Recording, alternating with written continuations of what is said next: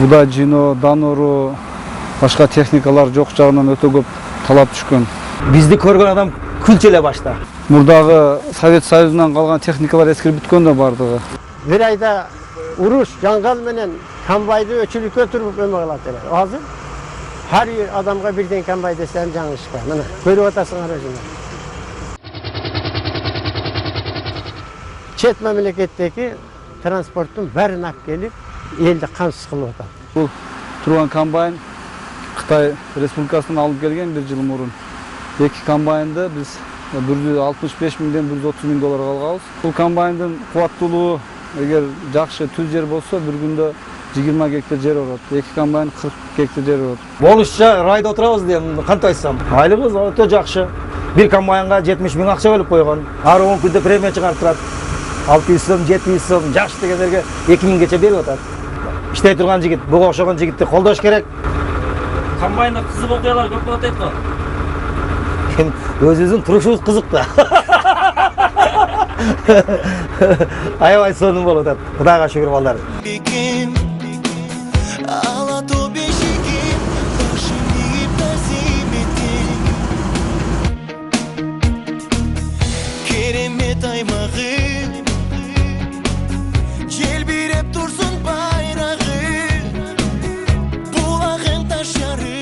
Бул эми Кызылсеңер үрөнчүлүк чарбасынын жеринде турабыз. Бул арпа Нутаны 89 деген сорт болот. 3-чү репродукция болот.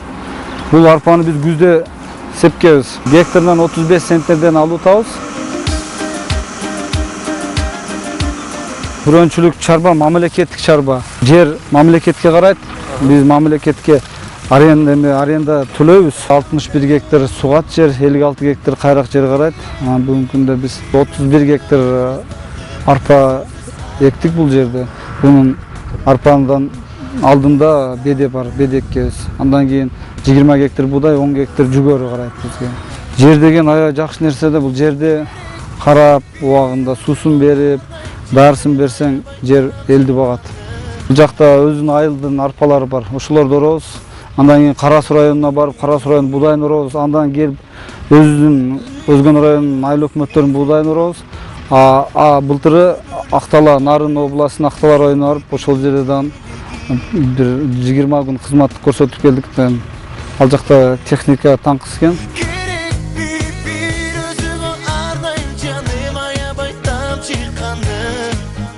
Бул трактор Кытай заводунан чыккан трактор, Юто 904 деп аталат. Ал эми пресс-подборщик, бул Голландиянын пресс-подборщиги. Анан бул трактордун өзгөчөлүгү универсалдык көп тармактуу трактор болуп эсептелет. Азыр бул көрүп атасыздар, мына чөптөрдү таңгактап атат. Андан кийин бул трактор менен биз жер айдайбыз, жүгөрү эгебиз, будай эгебиз. Андан кийин дары чачабыз, көп ташыйт.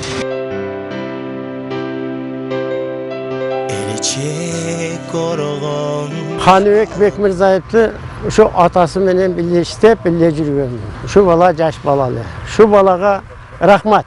Атасы Каныбектен ham кыйын эле.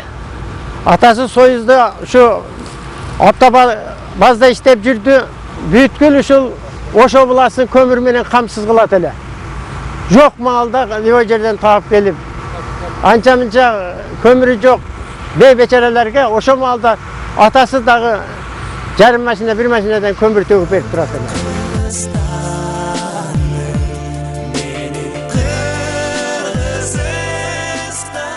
Биз атабыз көзү кайтыш болуп кеткен, аябай эмгекчил адам болгон. Анан ушул биз кичинебизде өтө жакшы тарбиялап, окуудан аябай жакшы окуткан. Жакшы окуп балдарым, силер бир Кыргызстан үчүн аябай жакшы иштерди кылышыңар керек деп тарбияны жакшы берип, билимди жакшы берген үчүн бүгүн биз ушундай даражага жетип отурабыз деп ойлойм. Алсыздарга, кыйналып жашагандарга, майыптарга жардам бериш керек. Ошондо тапкан пулдун баракасы болот. 1 сом тапсаң 1000 сомдой баракасы болот деп мына атамдан калган нерсе. Ал биздин колубуздан келишинче эжем, агам, инилерим болуп, элдин ушу кыйналган катмарларына, элдин жана майып адамдарга колубуздан келишинче калп айтпасам бир 10 жылдай болуп калды, жардам берип келе атабыз. Кыргызстан үчүн кайсы гана өлкөдөн келип жардам берип атат. Эмне үчүн кыргыздар Кыргызстандыктар үчүн бири-бирине жардам кылбайт. Biz ушул Каныбек Бекмурзаевди ушул айылдык кеңештин депутаты катары, ошондой эле ушу бирге коллега катары жакшы билемен. Жакшы иштерди алдыга коюп атат, жаштыгына карабастан ушул эл ичинде, биздин депутаттардын ичинде ушул демилгесин көтөрүп, дайыма ушул демилге көтөрүп иштейт деп айта алат элем мен. Курбанкара деген жерден биз 10 гектар bir mal fermasını satып алганбыз. Ошол жерде 1,5 гектар теплица кылганбыз. Аны азыр Кыргызстандын bir жакшы жери. Мына Таможный союзга кирдик. Ошол Таможный союзга даяргерчилик катары көрүп атабыз. Ал жерде бир гана помидор теплица чыкпастан ал жерде bir мини заводубуз бар, май чыгара турган. Анын 200 баш кара малыбыз бар. 100 баш жылкыбыз бар. 1000 баштай коюбуз бар. Кыргызстан таможняга союзга киргенине бир жакшы жол деп ошол иштерди да эми жана өндүрүш болуш керек да.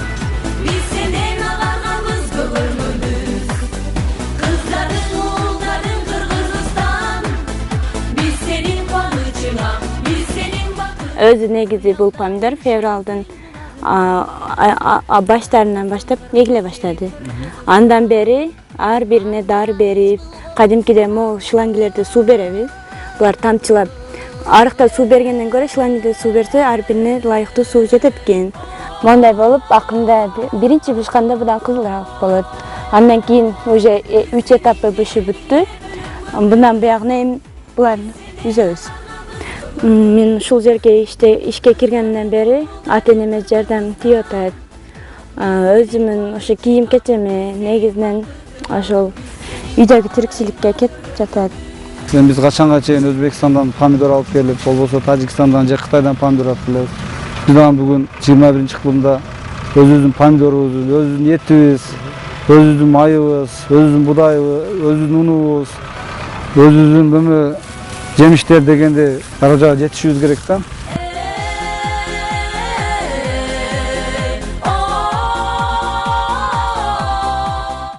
95-жылы бүткөн өз окууну. 95-жылы окууну бүтүп, ушу Мемасал Тишибаев деген мектептен бүтүп, андан барып Ошко Ош технология университетине тапшырып, андан кийин малда заман бөлөк болчу. Карасам мен өзүм ынанбай калдым да. Окуп эме кылган, ошонун заводчный отделениясына которулуп, андан ушу 98-жылы бизнес баштап, бизнеске кетип атканда апам бир 500 сом акча берген.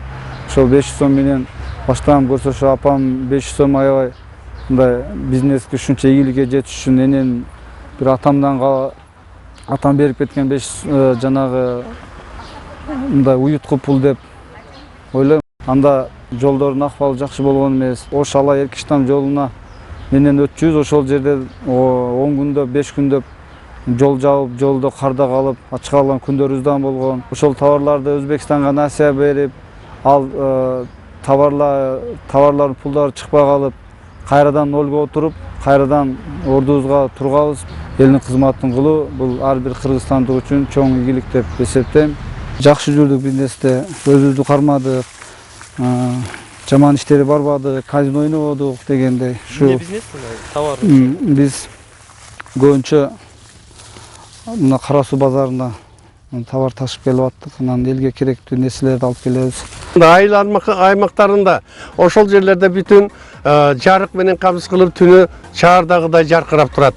Ал эми ошол айыл өкмөтүндө 2 жылдын ичинде эле 4 детсадтын ачылышы бул өзгөчө сыймыктанып атай турган алгылыктуу иштерди жасап аткандыгынын күбөсү.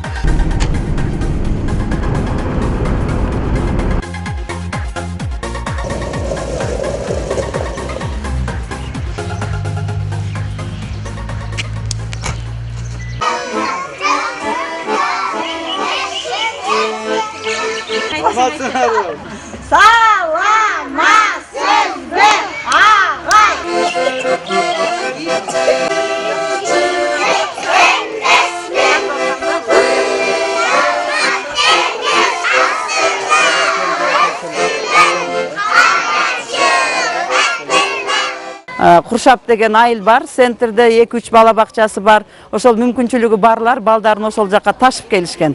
Андан кийин өткөн жылы ошо 2014-жылы май айларында ошо биздин өзүбүздүн кулунубуз Бекмырзаев Каныбектин демилгеси менен Каныбек ушул биздин айылдагы Кызыл Сеңир үрөнчүлүк чарбасынын директору болуп ишке кирген күндөн баштап эле өздөрүнүн чарбасынын имаратын балдар бакчасы үчүн берип, ошол Каныбектин демөөрчүлүгүнүн астында ушул балдар бакчасын ачтык.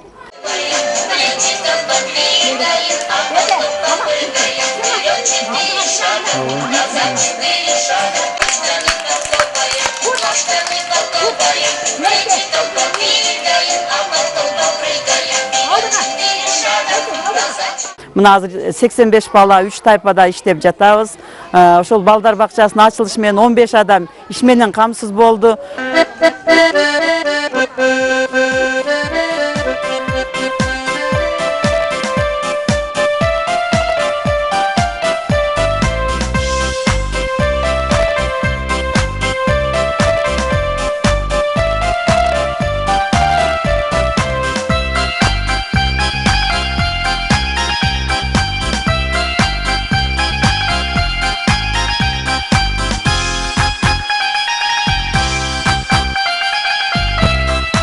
Bir жылдыгын ойлосоң будай эктейт, 10 жылдыгын ойлосок, анда тереге кишибиз керек. Эгер 100 жылдыгыбызды, 50 жылдыгыбызды ойлосок, анда биз өзүбүздүн балдарыбызга татыктуу билим беришибиз керек. Эденде бул балдар биздин келечегибиз. Эртең биздин ордубузду баса турган ушу балдар деп эсептейм мен. Ушул менен өзүбүздүн үй бүлөбүздүн демилгеси бар бул жерде, үйдөгүлөр дагы ушул мөсөдөн ушул айылда өсүп чоңоюп, кичине болсо да бир Кыргызстан үчүн, эл үчүн бир салым кошуп коелук деп, ушул жеке өзүбүздүн үй бүлөлүк, жеке өзүмүн каражатымдан 2 миллион 400 миңге жакын акча жумшап, ушул бала бакчаны 3 айдын ичинде, 4 айдын ичинде бүтүрүп, 11 октябрь күнү ишке бердик. Чарчоомду басып, дем алып, мындайча айтканда дагы күчкө толуп, дагында жакшы ойлор келип, дагы балдар үчүн эмне кылсак деген ойлор жаралат ушул жерге келгенде. Анан бир жашар балам да.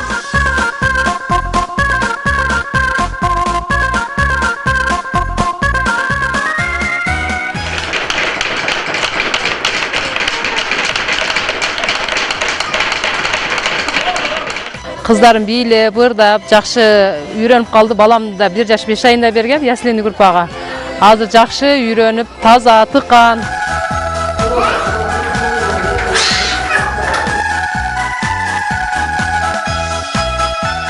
Мен жеке Каныбектин ошол мен келечекте жакшы адам болом, Кыргызстанга кызмат кыла турган жакшы адам болом деген ой максаттары бар эле. Байлар да билимдүү болсо, байлыгы жакшы нерсеге иштелет деп ойлойм да мен.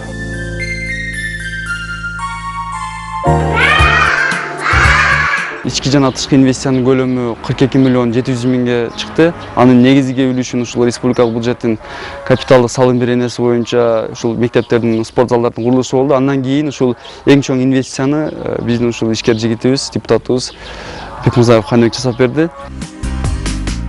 Чарчап келсем алыстан аталап мага жарышкан балдарымдын апасы үйүмдүн жарыктан бирде тарынган балдарымдын апасы тарынбаса дагы Бажокко жетишет, үй бүлөгө дагы көңүл бөлгөнгө, өзүнүн иштерин бүтүргөнгө дагы. Ошол аябай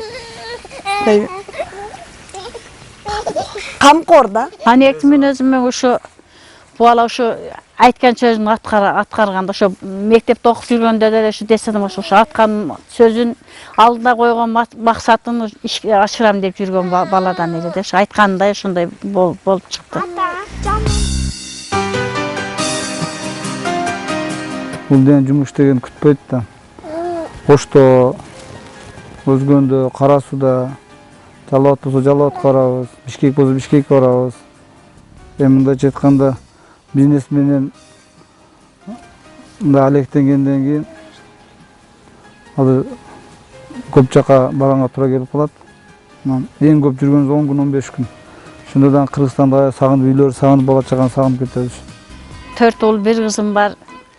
Bardığım emi жақşı деп деле мактанбаймын. Элдин керегине жарашсын, элдин балдары болсун. Элдик анан кийин меники. Эми ушу 60га чыкканымда ушу балдарым жакшынакай болуп, апа дешип, баардык өз ордунан иштерин таап неме кылган ошо сыймыктан анан эми 60 жаш деген үрдү чыгардым эле. 60 жаш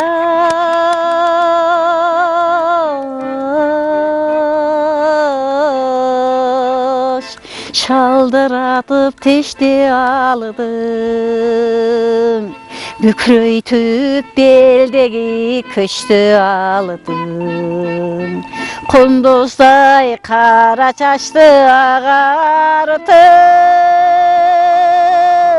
moynuma karılıktı elip saldım.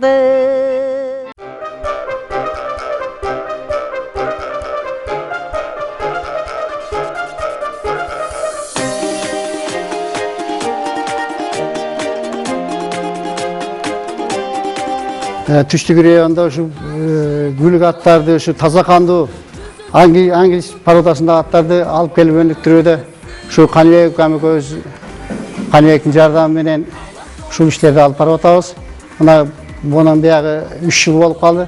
Кудай кааласа результаттар бар. Даже баягы таза кандуу белерди алып келдик эле, уже кулундары уже жарышка даяр болуп атат да.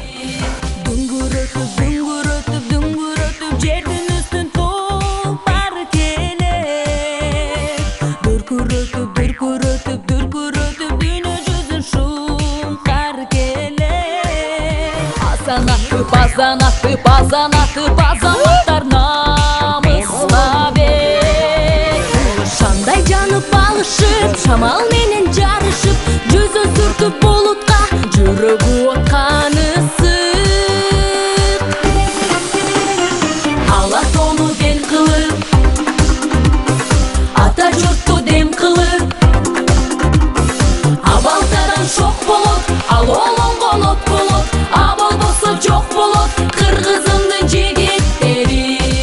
Өзүн өзү мындайча айтсак каржылайт дегенден алыспыз. Эми атты өзүбүз карап кызыккандан кийин бул атка канча расход кетет, ал деле кызыктырып алат. Бизде кызыгуу аябай күч. Ал аттын жүгүргөнүн бир көрүп, ошодон өзүчө рахаттанып жана кетирген акчабызга деле ыраазы болобуз. Элибизде, кыргыз жерибизде тынчылык болсун дайыма.